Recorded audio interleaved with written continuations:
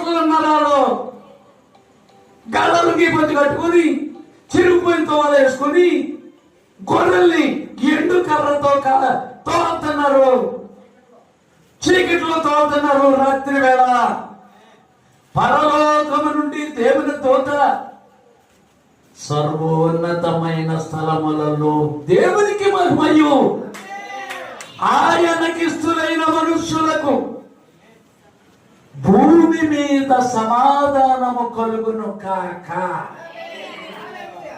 ఎవరికి? ఆయనకిస్తులైన మనుష్యులకు.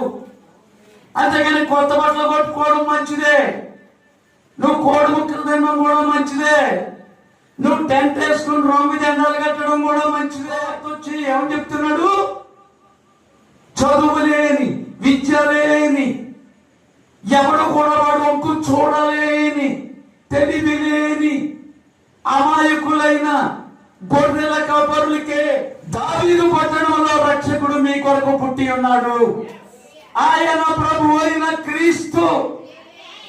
ఇదేమి కానవారు ఒక శిశువు పొత్తి గుడ్డలతో చుట్టబడి గట్టి పరకల మీద పరుండి ఉండును.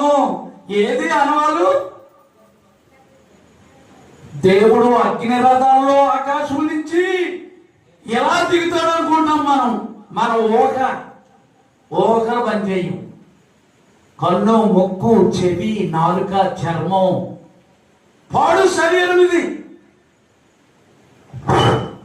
దేవుడు జీవాత్మను వదిలినప్పుడు దేవుడు రూపం లోపల ఉంది. మనకి లోపల ఉన్న వాడికి దయాప్రాప్తురాశము అన్నాడు మరియమ్మను పిలిచి.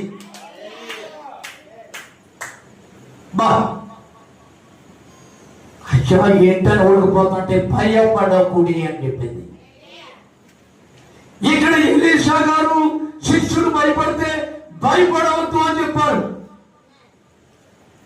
366 సార్లు బైబిల్లో ఎన్నిసార్లు ఉంది? సంవత్సరానికి ఎన్ని రోజులు? మరి 66 ఎందుకు చెప్పారు?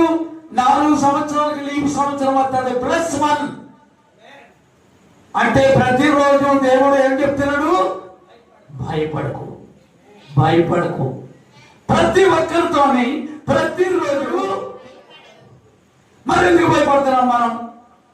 ఎందుకు జబ్బులు మనకి? ఎందుకు అప్పులు ఉన్నాయి మనకి? ఆత్మతోనూ సత్యముతోనూ ఆరాధించి దేవుడు